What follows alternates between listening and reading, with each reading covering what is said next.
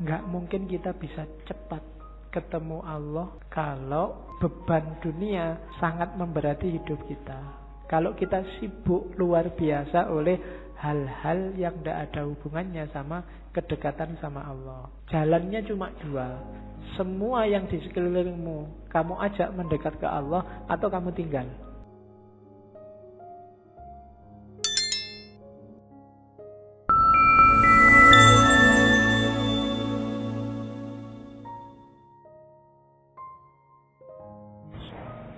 Oke, assalamualaikum warahmatullahi wabarakatuh. Bismillah, mari kita lanjutkan ngaji filsafat kita. Katanya Rumi, jangan ditanya apa definisinya cinta. Seseorang bertanya, apa itu cinta? Aku jawab, jangan tanya tentang maknanya. Kalau engkau sudah menjadi seperti aku, maka engkau akan tahu. Nulisnya salah itu. Saat cinta memanggilmu, engkau akan berkisah tentang itu. Jadi cinta itu penting, modus paling penting dalam hidup ini. Dan gak usah kamu terlalu capek mendefinisikan, membahas, mengkaji apa itu cinta. Jalani saja. Gak usah kamu tanya, Pak, definisinya cinta apa? Ciri-cirinya apa? Jenis-jenisnya apa saja? Itu tidak terlalu penting, katanya Rumi. Yang penting apa? Jalani saja, nanti engkau paham. Kamu gak perlu ke perpus nyari teori pacaran yang baik, cara menarik lawan jenis, cara gak penting. Terus langsung pacaran kamu akan ngerti. Oh gitu tuh pacaran itu. Oh gini tuh kawin itu kan. Kamu berteori macam-macam kesuwen. Kamu nyari terlalu banyak referensi, tidak penting. Jalani saja, kamu akan ngerti. Wong ini dunia rasa. Kalau rasa itu kan ya tidak bisa dijelaskan. Rasa pedes adalah rasa, susah kan menjelaskannya. Wong rasa, nggak bisa dijelaskan. Sama kayak cinta. Ya perkawinan itu kan juga banyak urusan rasa. Kawinnya sendiri itu kan intinya rasa. Kamu nyari penjelasan, Pak, saya belum kawin sih Pak. Kira-kira kawin itu rasanya gimana Pak ya? Tidak bisa. Ya kawin nanti kamu ngerti. Mbok kamu nonton sekian puluh video, tetap nggak bisa. Harus dirasakan. Teorimu tidak ada gunanya. Rasa dewe baru ngerti. Oke, terus. Ya, ini juga sama. Katanya Rumi, sekalipun cinta telah kuuraikan dan kujelaskan panjang lebar. Ini syair ini diterjemahkan Abdul Hadi WM dan kelihatannya dipakai di film Ketika Cinta Bertasbih dulu. Namun jika cintaku datangi, aku jadi malu pada keteranganku sendiri. Meskipun lidahku telah mampu menguraikan dengan terang, namun tanpa lidah, cinta ternyata lebih terang. Sementara pena begitu tergesa-gesa menuliskannya. Kata-kata pecah berkeping-keping begitu sampai pada cinta. Dalam menguraikan cinta, akal terbaring tak berdaya, bagaikan keledai terbaring dalam lumpur hina. Cinta sendirilah yang menerangkan cinta dan kisah cinta. Nah itu Rumi. Jadi orang yang bisa berpuisi seperti ini pasti ngalami. Tidak bisa enggak.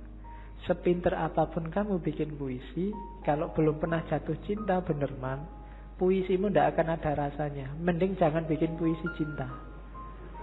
Ya, bikin aja puisi-puisi eksploitasi alam itu. Ya kan? Kan banyak puisi eksploitasi alam. Angin berhembus, kemudian ya. Oke. Puisi yang mengeksploitasi alam itu. Oke. Kita lihat. Ini Masnawi.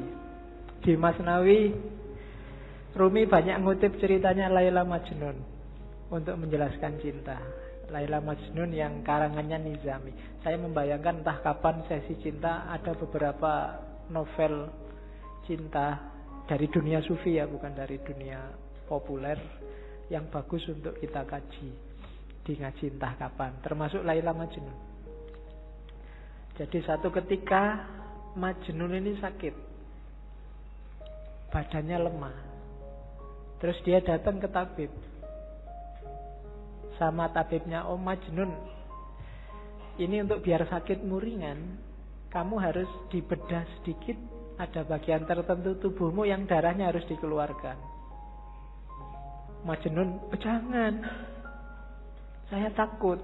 Tabibnya heran, "Loh kamu ini gimana sih? Kamu kan sudah lama jadi orang gila. Sudah keluar masuk hutan, ketemu macan, kok takut hanya dibedah kecil aja?" "Bukan, saya takut Laila terluka." "Loh Laila mana? Yang dibedah itu dirimu, bukan Laila." "Loh enggak, di setiap jengkal tubuhku, setiap tetes darahku itu sudah tercampur oleh Laila. Aku sudah tidak bisa membedakan lagi."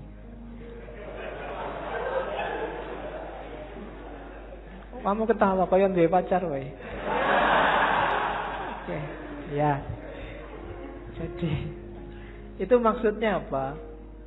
Ketika orang jatuh cinta, dia sudah kehilangan dirinya. Yang ada hanya yang dicintai. Dia tidak peduli kalau dirinya sendiri luka, tapi jangan sampai yang dicintai luka. Itu Majnun. Majnun ini sebenarnya anaknya bangsawan yang jatuh cinta sama Laila. Ya sayangnya agak tragis ceritanya. Bagi yang baca Nizami nanti banyak momen-momen. Ada momen yang menurut saya bagus. Misalnya ketika Majnun saking pinginnya ketemu Laila yang sudah dinikahi orang lain, dan khawatir ketahuan keluarganya Laila, karena kalau ketahuan keluarganya Laila dia bisa diajar. Jadi waktu ada gerombolan ternak kambing lewat depan rumahnya Laila, dia ikut merangkak di situ bareng, hanya sekedar untuk melihat rumahnya Laila. Oke, itu Majnun. Nanti banyak momennya yang bagus dan banyak dipakai oleh Rumi. Cuma Rumi bikin cerita sendiri, hanya tokohnya Laila sama Majnun, dengan ilustrasi besarnya cinta Laila sama Majnun, besarnya cinta Majnun sama Laila, dan sebaliknya. Jadi Rumi ingin bilang bahwa tanda-tanda bahwa kamu jatuh cinta beneran adalah ketika kamu tidak lagi egois, tidak lagi mikir keuntunganmu apa. Sama Allah juga begitu. Kalau kamu masih ngitung-ngitung untungnya apa, belum ikhlas sejati, masih belum tanda-tanda cinta. Orang yang cinta itu disuruh apa aja iya, dan gak minta balasan. Disuruh sholat duha, iya sholat duha. Disuruh ngaji, iya ngaji. Gak usah mikir kalau sholat duha itu nanti rezekinya bisa langsung datang. Gak usah. Itu berarti masih ngitung-ngitung balasan. Barang siapa membaca surat Al-Waqi'ah setiap malam Jumat, maka itu berarti masih mikir reward, masih dagang sama Allah. Bukan salah, cuma levelnya masih belum level cinta. Kalau level cinta, ngaji ayo, disuruh baca Waqiah, ayo 3 kali ndak apa-apa. Baca Yasin 10 kali ndak apa-apa. Ndak mikir kalau 10 kali balasannya maka ini. Kalau ini enggak. Kalau masih itu masih dagang. Kalau masih dagang belum cinta. Kalau cinta ndak mikir balasannya apa. Kenapa? Karena kamu sudah melupakan dirimu. Yang kamu ingat hanya yang kamu cintai. Yang penting Allah senang, Allah rela. Waktunya enak-enaknya orang tidur, aku bangun. Kenapa? Allah senang yang kayak gini. Waktunya orang cepat-cepat berangkat kerja, aku sholat dulu, sholat duha. Kenapa? Allah senang yang kayak gini. Bukan karena tak sholat dulu nanti biar rezekiku lancar, biar enggak. Masih ada reward yang kamu pikir, masih mikir balasan. Sama kayak kamu traktir pacarmu, ya sekarang traktir, tapi nanti harus mau lo ya boncengan. Itu masih mikir reward, masih mikir aku cinta padamu, tapi kamu cinta padaku juga kan? Kalau enggak ya aku nyari yang lain. Itu berarti belum. Masih dagang, masih negosiasi. Apa salah? Enggak. Cuma levelnya masih belum level cinta. ketika belum level cinta ya harus dinaikkan lagi, masih negosiasi, masih bukan Allah satu-satunya. Tapi jalannya sudah menuju Allah, tapi masih belum ikhlas. Karena ikhlas itu tidak mikir balasan. Sodakolah 1000 maka akan kembali 700.000 karena dilipat gandakan 700 kali. Ini kalau masih hitung-hitungan itu kesenangan koruptor-koruptor. Koruptor itu saya korupsi 1 juta, kemudian tak sodakohkan aja 10 juta. Korupsi 100 juta tak sodakohkan 10 juta, 10 kali 700 sudah banyak itu pahalanya. Dosanya sama ininya kalau di total menang ininya, menang pahalanya. Kan korupsinya dosa 1 juta, sementara itu hitung-hitungan matematika. Kayak orang habis melakukan kejahatan terus umroh, karena pahala dosa orang umroh antara 2 umroh ini dosanya diampuni. Jadi sebelum melakukan kejahatan umrohlah, nanti habis melakukan kejahatan umrohlah. Nah itu hilang dosanya karena dosa di antara 2 umroh ini diampuni. Ini masih kalkulasi matematika. Emangnya Allah anak SD? Kamu ajari, kamu abusi dengan itu. Tidak bisa. Jadi levelnya belum cinta, belum ikhlas. Maka katanya Ruminda kayak Majnun dan Laila. Rumi juga ngomong cinta itu kuat. Jangan salah. Energinya luar biasa. Jadi ya kalimatnya si puitis. Karena cinta duri menjadi mawar. Karena cinta cuka menjelma anggur segar. Karena cinta keuntungan menjadi mahkota penawar. Karena cinta kemalangan menjadi keberuntungan. Karena cinta rumah penjara tampak bak kedai mawar. Karena cinta hamparan debu tampak seperti taman. Karena cinta api berkobar jadi cahaya yang menyenangkan. Karena cinta setan berubah menjadi bidadari. Karena cinta batu keras menjadi lembut bak mentega. Karena cinta duka cita menjadi riang gembira. Karena cinta hantu berubah jadi malaikat. Karena cinta singa tak menakutkan seperti tikus. Karena cinta sakit jadi sehat. Karena cinta amarah berubah jadi ramah. Cinta itu energinya luar biasa, kekuatannya luar biasa. Orang yang cinta tanah air rela loh mengorbankan nyawanya, rela disiksa oleh penjajah, rela dipukuli. Orang tua demi anaknya rela bersakit-sakit. Luar biasa energinya. Kamu sama pacarmu disuruh jemput pagi-pagi ya mau. Nggak punya uang disuruh traktir ya mau, dibelani utang. Sama dosennya disuruh bikin makalah, makalahmu sendiri nggak digarap-garap ke makalahnya pacare. Itu pun mau. Itu kan energinya luar biasa. Pacarmu nyuruh apapun kamu jalankan. Sami'na wa atokna. Itu kan energi namanya. Kekuatannya nggak enak pun kalau bareng dia, nggak masalah.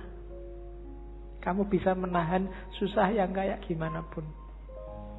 Banjir, kamu nggak bisa pulang, akhirnya neduh pinggir jalan. Itu kan sengsara. Tapi kalau pas bareng dia, seneng aja, semoga hujannya nggak berhenti-berhenti. Padahal itu sengsara loh. Tapi kamu kan malah seneng menikmati. Itu kekuatannya cinta. Energimu berkali lipat. Ya syukur kalau ke Allah, tapi kalau ke yang bukan Allah, manfaatkan energimu sebaik-baiknya. Jangan sampai terlampiaskan secara tidak bermanfaat, sia-sia, eman-eman. Kalau kan kadang-kadang kamu nulis WA ke pacarmu aja kan dihapus berapa kali, khawatir keliru. Itu kan energi juga. Betapa sabarnya kamu waktu itu, betapa telatennya kamu. Mau tidur kamu nunggu, kok belum WA ya, kamu bela-belain melekan sampai dia bilang miss you, good night, kan no. Ya kan? Loh itu kan energi loh. Padahal kamu disuruh apa aja, suruh melekan enggak mau, tapi ini kamu mau melekan, itu energi. Coba energi ini dipakai untuk yang lebih manfaat, lebih luar biasa. Atau alihkan energi cinta untuk Allah. Kalau sudah jatuh cinta sama Allah, jangankan bangun malam, sepanjang malam tidak tidur pun sanggup. Para sufi banyak yang kayak gitu, saking asiknya sama Allah. Kayak Robiah kemarin kan, ya Allah, para pecinta sudah sama yang dicintai.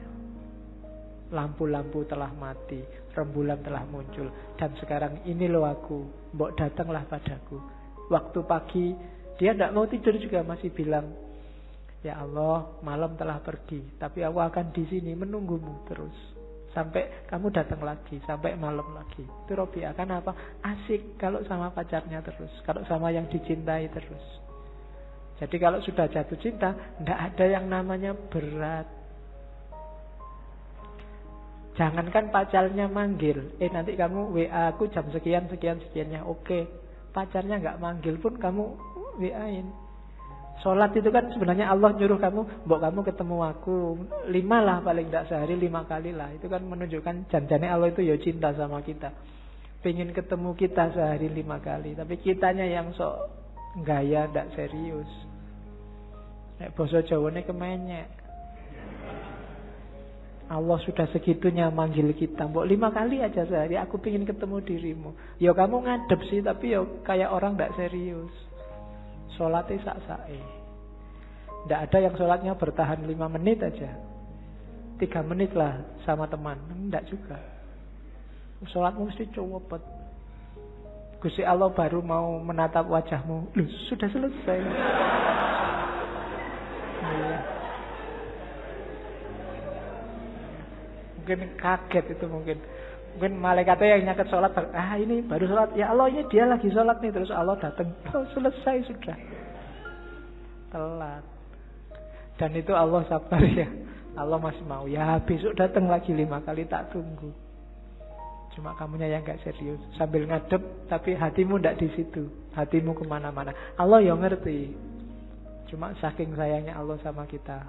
Kalau Allah ndak sayang, kamu sudah disentil sejak lama. Oke, jadi cinta itu energinya besar, kuat. Ada contoh lagi, gimana caranya biar kamu bisa lebih dekat sama Allah. Analoginya Laila Majnun lagi saya ambil. Jadi satu ketika Majnun ini ingin ketemu Laila, maka dia naik onta betina. Sayangnya onta betina ini ontanya baru saja melahirkan, jadi masih sayang-sayangnya sama anak onta. Akhirnya ontanya itu maju sebentar, tapi mundur lagi karena anaknya siapa yang nungguin. Maju lagi, mundur lagi. Akhirnya Majnun nggak nyampe rumahnya Laila. Harusnya 3 hari nyampe, ini bisa berbulan-bulan. Akhirnya Majnun sadar, wah yang keliru aku ternyata. Sudah saatnya katanya Majnun onta, aku keliru, ngapain aku kok bersandar padamu. Karena menunggangi dirimu, maka aku sekarang jalan di tempat. Maka sekarang goodbye. Tidak usah naik dirimu lah, tidak usah mengandalkan dirimu, aku akan datang langsung pada Allah. Saat itu ceritanya Majnun langsung loncat dari onta dan jatuh, kakinya patah. Cuma saking rindunya sama Laila, kakinya patah nggak masalah. Akhirnya tubuhnya digelundungin, jadi gelundung-gelundung sampai rumahnya Laila. Ya, oke. Dan sebenarnya ini isyarat-isyarat. Onta itu kayak dunia. Nggak mungkin kita bisa cepat ketemu Allah kalau beban dunia sangat memberati hidup kita. Kalau kita sibuk luar biasa oleh hal-hal yang tidak ada hubungannya sama kedekatan sama Allah. Jalannya cuma 2. Semua yang di sekelilingmu kamu ajak mendekat ke Allah, atau kamu tinggal. Jadi kalau enggak, kamu enggak akan nyampe-nyampe ke Allah. Kamu punya pacar, Ini dia jadi penghalangmu untuk dekat terus sama Allah. Alternatifnya dua, ajak dia untuk bareng-bareng mendekat ke Allah atau tinggal. Nah, nyari lagi susah, Pak. Ya, itu berarti dunia menghambatmu. Mungkin nilai, mungkin pekerjaan, mungkin kuliah, mungkin apalagi target-targetmu yang lain. Ini bebanmu. Semakin banyak bebanmu, semakin lambat kamu sampai pada Allah. Kecuali semua beban ini kamu ajak juga mendekat ke Allah. Kalau tidak, buanglah. Kok kuliah bikin kamu tidak setia lagi sama imanmu, bikin kamu tiap hari curang, tiap hari maksiat, misalnya gara-gara kuliah. Entah dari sisi apanya. Alternatifnya dua, ilahikan kuliahmu atau tinggallah kuliahmu. Itu rumusnya Rumi.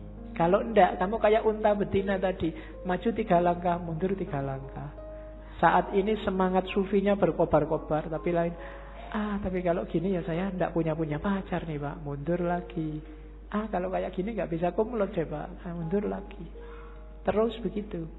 Maka tinggallah unta betinamu. Meskipun kamu berat sampai harus gelundung-gelundung kayak tadi. Ya memang berat meninggalkan dunia. Tapi kalau enggak, ya kamu enggak nyampe-nyampe. Enggak bisa ilaihi roji'un. Nafasmu enggak akan mutmainnah. Itu bahasanya Rumi. Lepaskan ikatan yang membelenggu jiwamu. Bebaskan dirimu. Selama ini kamu diperbudak harta. Kilauan emas dan perak membuat matamu tertutup. Kamu ingin memiliki dunia. Kamu ingin mengisi cawanmu dengan si isi lautan. Apa gunanya? Perhatikan tiram. Dia mengisi diri dengan air secukupnya. Dan dia bisa melahirkan mutiara. Isilah dirimu dengan air kasih. Kasih yang bisa mengobati segala macam penyakit. Kasih yang bisa menaklukkan keangkuhan. Kasih yang bisa memabukkan Musa di atas bukit Sinai. Jadi dunia ya cuma ambil secukupnya saja. Jangan dimabuk oleh dunia. Jangan terikat oleh dunia. Contohlah tiram katanya. Tiram itu ngambil air yang paling bagus, dimasukkan dalam dirinya. Nggak usah banyak-banyak, secukupnya saja. Pada saatnya air ini akan jadi mutiara. Dunia juga begitu. Ambil secukupnya saja, sebutuhmu saja. Setelah itu jalankan tugasmu yang sejati di dunia ini. Kembali pada Allah. Kalau terlalu banyak, kamu tidak akan kuat berjalan. Jangan tertipu oleh dunia. Jadi maunya Rumi itu. Semakin berat beban duniamu, ya semakin kamu lama dekatnya sama Allah. Ya boleh masing-masing muhasabah ya. Hari ini itu urusanmu apa saja sih? Kalau nanti pulang ke rumah boleh nyari kertas sama pulpen. Kamu sekarang apa saja yang kamu urusi? Mungkin nomor 1 kuliah, nomor 2 pekerjaan, nomor 3 apa aja urusanmu. Terus yang dunia-dunia ini, yang urusan akhirat sekarang urusanmu apa saja? Coba deh. Nanti di prosentase besar mana? Jujur ya, tapi nggak boleh dibaik-baikin, wong nggak ada yang nilai. Jujur untuk dirimu sendiri. Nanti kalau prosentasenya kok lebih besar yang dunia, sementara yang akhirat terbengkalai, kurangi bebanmu.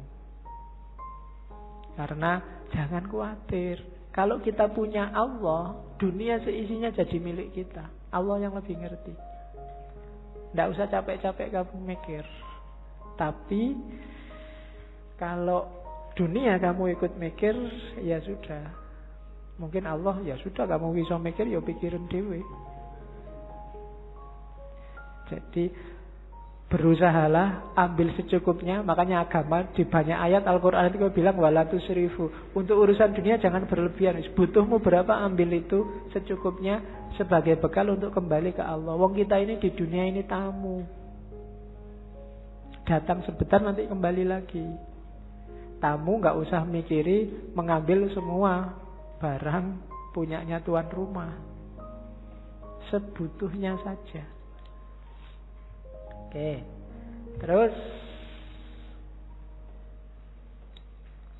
Ini ada kalimat bagus juga dari Masnawi. Satu ketika Khalifah, dalam ceritanya Laila Majnun ini, Khalifah ketemu Laila. Khalifah ini kaget begitu ketemu Laila. Ini Laila ini wajahnya cuma gini aja loh ya. Cakep banget juga enggak ya, perasaan biasa-biasa aja. Yang lebih cakep banyak dibandingkan Laila. Kok Qais al-Majnun, nama aslinya Majnun kan Qais, bisa tergila-gila begitu ya. Terus dia tanya Laila, Khalifah ini tanya, Laila, Qais kok menjadi gila karena kamu? Tidak masuk akal. Apa sih yang dilihat dalam dirimu sehingga ia tergila-gila? Kamu kan bukan wanita yang sangat cantik. Banyak yang lain yang secantik kamu, bahkan melebihimu. Laila menjawab, yang dia lihat tidak terlihat olehmu karena kamu bukan Majnun. Ini yang saya maksud rasa. Jadi hanya Majnun yang ngerti keindahan Laila. Hanya pecinta yang ngerti keindahan yang dicintai. Itu kadang-kadang kamu protes kan, ini loh ada anak cakep dipacari kok gini ya. Gitu kan, kamu eman-eman, padahal kamu iri mbok sama aku aja kan ngono. Tapi iki ono cakep pacare kok waduh. Kamu kan enak. Loh enggak, itu kalau dia ditanya jawabannya kayak Laila ini. Karena engkau bukan dia. Dia yang bisa melihat di mana keistimewaannya kok sampai jatuh cinta. Loh kalau orang pikirannya standar, semua yang cakep, semua menganggap cakep, yang jelek semua menganggap jelek, yo, yang jelek tidak akan laku. Hanya cakep saja yang laku. Tapi orang melihat yang dicintai dengan perspektifnya sendiri. Karena kamu bukan Majnun. Hanya pecinta yang ngerti indahnya di mana yang dicintai itu. Nah itu jawabannya Laila. Maka maksudnya Rumi apa? Kalau kamu ingin ngerti indahnya cinta pada Allah, ya cintailah Allah. Kalau enggak, ya enggak. Kalau kamu masih sibuk dengan teori, sibuk membantah, ya enggak bisa, itu harusnya begini, ya enggak bisa. Ya wis, kamu enggak akan ngalami indahnya. Jatuh cintalah sama Allah. Nanti kamu akan ngerti.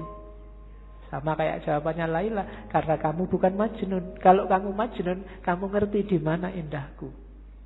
Karena kamu bukan Majnun, ya kamu tidak ngerti. Oke.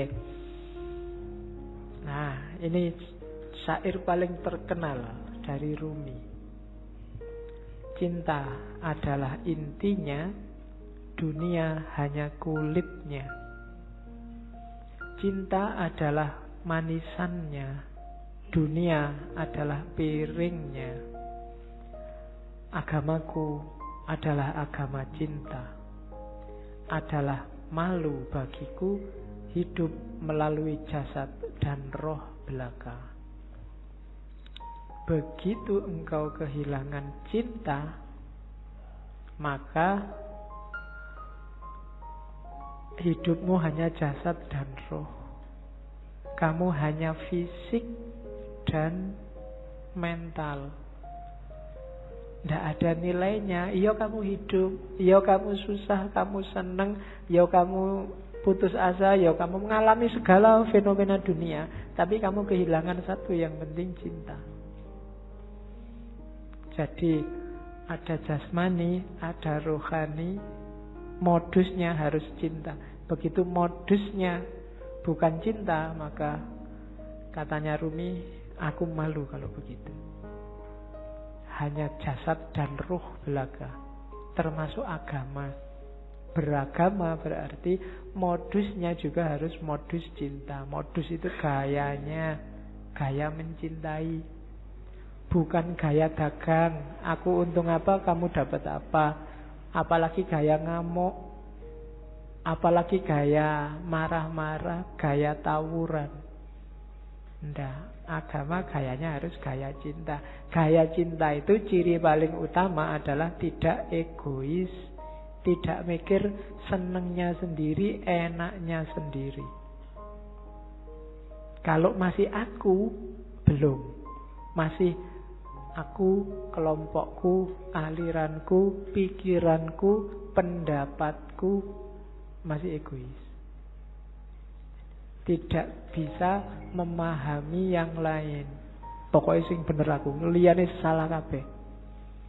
Besok yang lain masuk neraka semua. Nah, gaya kayak gini berarti bukan gaya cinta. Ngomongnya jangan, kalau cinta itu aku yang bener sih, menurutku yang bener ini. Yang lain kalau bisa tak ajak semua masuk surga bareng-bareng aku. Bukan yang lain karena kamu banyak bid'ahnya kamu masuk neraka sekarang. Enggak begitu. Aku pingin aku dan kamu masuk surga. Ayo kita masuk surga bareng-bareng, menuju Allah bareng-bareng. Ini beragama gaya cinta, bukan beragama yang egois. Kalau beragama yang egois itu tinggal jasad dan ruhnya agama, kehilangan esensinya, kehilangan intinya. Kalimat ini saya sampaikan karena banyak yang jangan-jangan Rumi ini nggak suka syariat. Suka, cuma malam ini nggak saya tampilkan. Kapan-kapan kita ngomong bagaimana syariat dalam pandangannya Rumi. Kalimat itu saya ambil saja untuk tahu bahwa itu loh dasarnya Rumi. Aku hanyalah debu yang ingin selalu menempel pada telapak kaki Muhammad.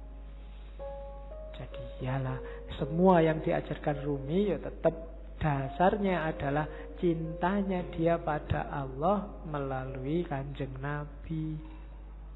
Karena yang bawa, yang memperkenalkan Allah kan Kanjeng Nabi. Sehingga kita hari ini dapat Islam.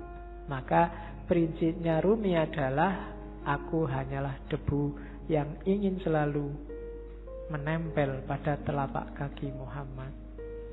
Ini gayanya sufi biasanya, yang bisa bikin kalimat-kalimat indah kayak gini. Oke, terakhir sudah mau jam 10.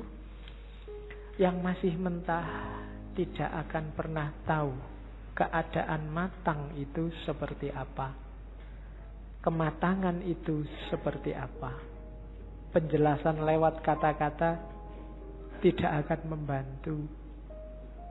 Sejak awal sampai akhir yang dibawa oleh Rumi malam ini adalah ilmu rasa,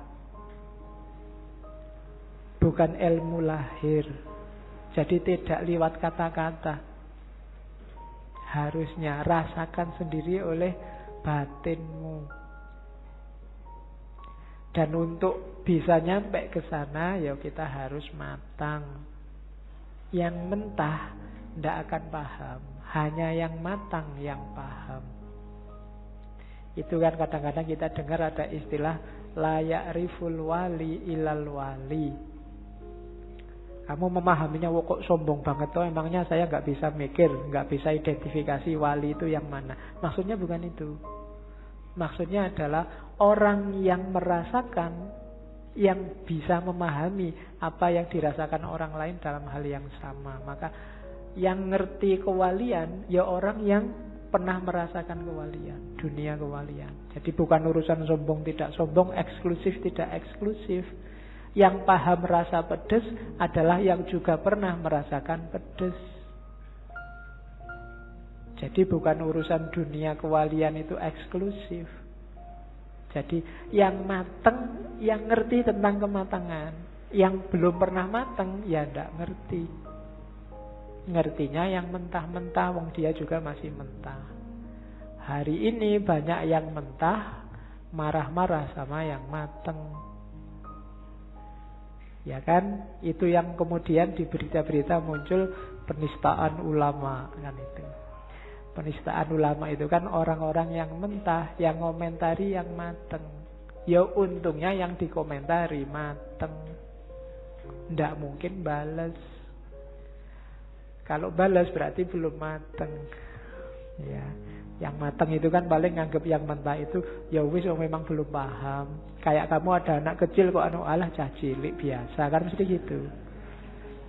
Sama kayak Nabi waktu dilempari di Taif kan Nabi ngerti. Loh itu memang orang belum matang, belum jadi, belum ngerti. Maka Nabi tidak balas marah meskipun Jibril datang. Nabi tak belain yuk kalau marah enggak. Malah didoakan semoga mereka dapat hidayah. Itu bedanya matang dan tidak matang. Tidak mungkin kalau dia matang akan balas pada yang mentah. Kalau yang mentah melecehkan yang matang, mungkin wong dia masih mentah. Jadi yang terjadi hari ini itu sangat masuk akal. Kamu nggak perlu kaget. Kok ada orang menistakan ulama? Itu tidak luar biasa.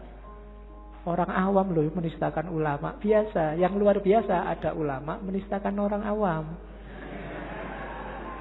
Itu baru luar biasa. Perlu dipertanyakan keulamaannya. Jadi kamu tidak perlu kaget. Ada orang ngomentari kiaimu pedes-pedes. Lo biasa memang dia awam belum mateng. Kalau kebalik baru kamu boleh kaget. Malah kiaimu yang ngomong pedes-pedes. Itu berarti kebalik. Perlu dipertanyakan. Itu berarti nggak mateng. Itu yang menurut saya logikamu kebaliknya di situ kemarin. Kok kamu marah-marah ada orang? Ya enggak. Ya dia memang nggak mateng sih ya. Nah, untuk orang yang tidak mateng, caranya apa? Yo kamu matengkan, jangan kamu gerutuk, kamu pukuli. Wong dia memang belum mateng. Diajari gimana caranya biar lurus, biar benernya gimana, kan begitu. Oke, alhamdulillah malam ini kita sudah selesaikan Maulana Jalaluddin Rumi dalam pikirannya tentang cinta. Februari selesai, nanti bulan Maret kita ganti sesi ya. Sudah agak lama di Islam, kita akan ke barat lagi. Ternyata saya lihat tadi di kalender Maret ada Rebonya 5. Kita ke barat lagi, ke kuno sekalian. Kita akan ke Yunani dan Romawi. Ada 5 aliran yang akan kita tengok. Yang pertama sofisme. Sofisme ini yang sering dituduh jadi biang keladi lahirnya sekarang cara berpikir relativisme. Yang kedua kita akan melihat epikurisme yang sering dituduh jadi biang keladi lahirnya aliran yang di modern disebut hedonisme. Orang yang nyari seneng-seneng belaka. Kemudian yang ketiga lawannya epikurisme, namanya stoicisme.